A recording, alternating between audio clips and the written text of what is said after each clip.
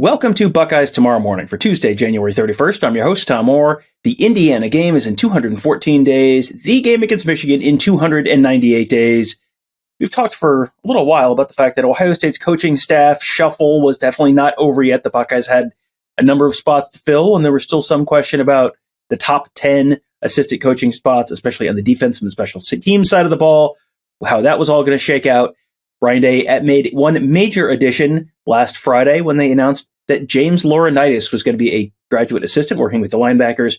If that name sounds familiar, and boy, it really should if you're listening to this podcast, he is a two-time Ohio State captain, a three-time All-American in the Jim Tressel era, late 2000s, and now he's going to be a graduate assistant working with the linebackers on the defensive coaching staff. Tony Gerdeman is my guest today. He just wrote another edition of his very popular What I Know, What I Think, What I Wonder column at BuckeyeHuddle.com. You can find that on the Huddle board there. But he had some very interesting thoughts. Wanted to talk to him about some of those. The first of them, Tony, this is something that we were talking about James Laurinaitis as a theoretical addition to the Ohio State coaching staff a year ago, and it took a little longer than it might have, than we thought it might. But now he's here. But what could have happened last year? Yeah, I think a lot of things with coaching is just timing and being at the right place at the right time, or having an opening when you're interested in being there. Even ignoring the Jim Harbaugh born on third base of Ryan Day, like the timing of Ryan Day getting to Ohio State and then Urban Meyer deciding to step down, that's pretty good timing. The timing of James Laurinaitis wanting to get into coaching with Jim Knowles being brought into Ohio State and bringing in a new defense is not good timing, because Jim Knowles needed to bring in as many guys who knew his defense as possible, which he did. He brought in at least two other guys from Oklahoma State that were QC guys and graduate assistants, so including Tanner McAllister, a transfer safety. So it was important to bring over as many of those guys as possible. And really, I don't know if there was necessarily room at the inn for getting in at that point, for getting your foot in the door. And so, they had to do what they had to do and bring in the guys that knew Jim Knowles' defense, and they didn't really have time to teach it to somebody to then teach it to somebody else. And especially at linebacker, where Jim Knowles was bringing guys, he's the position coach at linebacker, but it's the GA that really does a lot of the day-to-day coaching of that position, while Knowles is being the coordinator. So it's not really something you can hand over to somebody who is brand new in the business and who doesn't know the defense.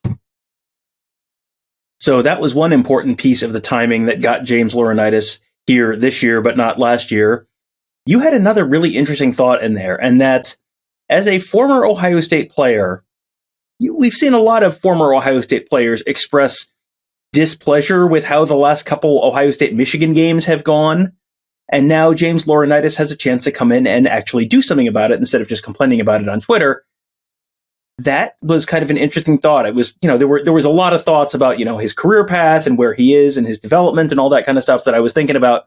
I hadn't really considered that, but is that something you think really did play into this decision? Yeah, from what I've been told, that was something that was certainly floated by, and I guess some of that credit needs to be given to Brian Hartline as well, as another former player.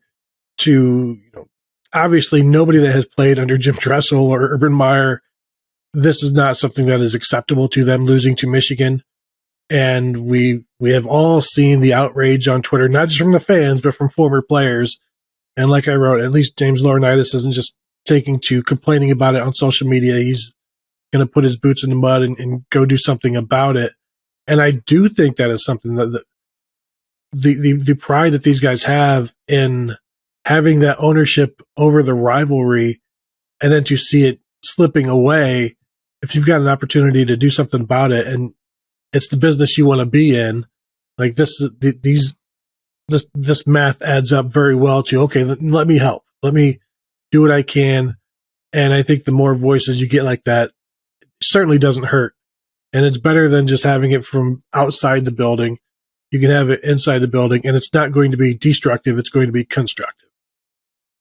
You mentioned Brian Hartline there, and I think there's a very natural inclination to sort of tie his story and Laurinaitis' story together, and boy, they're doing the same thing, and yeah, kind of, but as you pointed out, they took some kind of different paths to get to this job in the first place.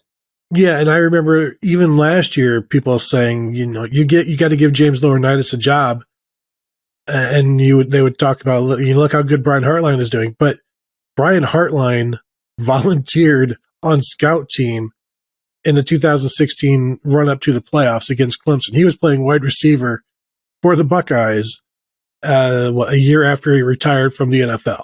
Like he was doing that. And then in the spring of 2017, he comes back as an intern and does that for a year for the football program. And then in 2018, he becomes a graduate assistant.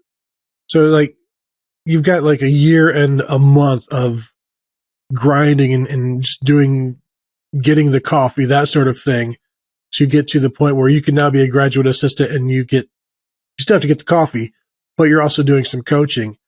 And to compare that to with, James Laurinaitis, who I think there are still some dues that have to be paid. And I think maybe that's what he did there in Notre Dame. And not that he couldn't have done it at Ohio State. It's just, again, timing is always an important factor in these things. Yeah, and timing and relationships are certainly maybe the two single biggest factors in a lot of those things where you're getting your start. And you got to remember there was an existing relationship there with James Laurinaitis and Marcus Freeman as well. Those guys were linebackers together on those teams. So if there's no room at the inn at Ohio State, you go to where you've got another good long-term existing relationship and friendship. So that made that a very logical stop. And now you're moving on to Ohio State. But man, you had this really interesting sort of thought exercise in this piece that I really wanted to go through, because it was essentially, what happens if Brian Hartline doesn't get the wide receiver job in 2018? Because there's a whole lot of ways that doesn't happen. Ohio State had a wide receiver coach until about July of 2018, and then some unpleasantness happened, and then they didn't have a wide receiver coach, and Brian Hartline was kind of the next man up to step in and take that interim role. But if he doesn't get that wide receiver job, there's a whole separate potential story on where he ends up. And I was reading through it, and what sometimes those are kind of like, oh, come on, you're kind of really stretching. This was very much oh no, I could absolutely see this happening. Yeah, and it kind of writes itself if you look at it, because say Brian Hartline goes through that 2018 season as the graduate assistant, and it's clear that he now wants to do this for a living and he wants to be a coach. And we're already hearing stuff about him at that point in terms of recruiting and just how much people liked him. And so that 2018 season comes, and after the season, Luke Fickell, his staff has an opening because his wide receiver coach, Joker Phillips, after the 2018 season, he goes to, I believe, Maryland. And so now Luke Fickell is looking for a wide receivers coach. How far does he have to look to see Brian Hartline just up the road? And how much sense does that make for him to then have Marcus Freeman and, Brian Hartline, like all of these guys that he coached? He wasn't on the same side of the ball as Brian Hartline, but he saw him for 4 years at Ohio State when Fickell was the coach there as well. So that to me would have been an easy sell for everybody, and it would have been a difficult job for Urban or Ryan Day to keep them. And that's where it would have been. That's where Ryan Day, if he still gets that job, and that's still when Urban Meyer wants to hand it over, Ryan Day has to make a decision on wide receiver coaches at that point as he's putting his entire staff together. Yeah, that's a whole, does Brian Hartline pull one of the recruits that might have gone to Ohio State? Does he convince one of them to go down to Cincinnati instead?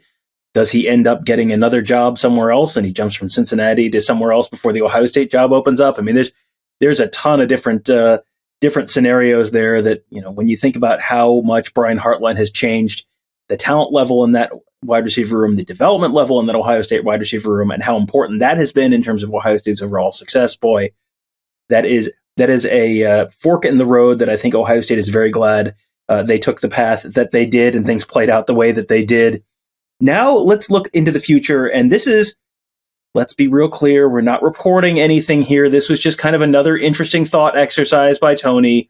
So we're not saying this is going to happen. We're just saying this was kind of an interesting thought on, well, you've got Brian Hartline, who's been here a while. You've got James Laurinaitis, who just got here, who's another former Buckeye who is in the coaching profession, who might end up on the Ohio State coaching staff at some point. And this is someone who Ohio State fans saw an awful lot of during his playing career, and now he's coaching in the NFL. I remember very clearly, Tony, JT Barrett telling us he didn't want to set an alarm clock. He didn't want to go into coaching after he finished his playing career. But now he's in coaching. So, Tony, tell me about JT Barrett, potential future Ohio State assistant coach. Yeah, and again, to reiterate what Tom said, I was just throwing a name out there. Obviously, you got to pick from former Buckeyes who are now in coaching, and he just started his coaching career as an offensive assistant now with the Detroit Lions. Although, Tom, if you're going to go into coaching at this point, and you start out in the NFL, do you want to go back to college the way things are trending right now with all of the noise and the messes and everything that comes into play, where you have to recruit somebody and then continue to recruit them and then recruit them so that they don't leave? Feels like NFL coaching is, it used to be the pinnacle, and then the money in college got so good that it's like, well, you can be just fine in college. Now I think the NFL is becoming the pinnacle again because it's easier. Yeah, it's a job that is a little more seasonal than college coaching is. College coaching with recruiting and NIL stuff and transfer portal stuff, it is much more of a 12-month-a-year job than the NFL is, where, I mean, of course, NFL coaches are, showing up to the office during the off season, but also it's not an 18-hour-a-day job during the off season if you're an NFL coach. And you're hearing college coaches kind of, sort of looking, kind of giving the NFL the side eye a little bit, like, well, and there's a quality of life piece to that and all of that. JT Barrett, he has been in the NFL, and that probably, if you talk to college coaches and NFL coaches, I think you're going to hear that NFL coaches have a little bit higher quality of life. But, and Detroit Lions to Ohio State, that seems like an improvement in your job status. So there is that. There is another quarterback from the Urban Meyer era, Tony, who you could certainly consider adding to the Ohio State staff at some point as well. The Ohio State wide receiver coaching position is spoken for right now, but Kenny Guyton has worked his way up the ladder. He is now the wide receivers coach at Arkansas, has been there for a few years. He'd been in Houston before that, and a few stops before that. But yeah, there are a couple former Buckeyes who are kind of starting to climb that ladder in the coaching profession. So, James Laurinaitis might not be the last one, but he is certainly the most recent one as of right now. So that just thought you guys might enjoy that. Just some interesting thoughts on the addition of James Laurinaitis, but also the various paths that guys have taken and who might come next in terms of that lineage of former Buckeyes. Because as we know, Tony, anytime there is a position open on the Ohio State coaching staff, everyone wants to fill it with a former Buckeye, and now Ohio State, in at least one case, has done that. So hope you guys enjoyed that. If you want to read many more of Tony's thoughts, you can read his What I Know, What I Think, What I Wonder column on the Huddle board at BuckeyeHuddle.com. That is for our members only. It is great content. So is Mark Givler's Skull Session column every week. So is Alex Gleitman's ADEC column every week. That's all members only content, and it is all at BuckeyeHuddle.com. You can sign up today, get access to all of that great stuff, plus our fun community, very active message board, lots of different stuff, talking Buckeye sports, talking travel, talking all sorts of different topics with a fun community and a bunch of folks, Tony and Kevin and I and Mark and Alex and all of our X's and O's guys, all there at BuckeyeHuddle.com. That will do it for today. Thank you guys all for joining us. Have a great day. We'll talk to you tomorrow.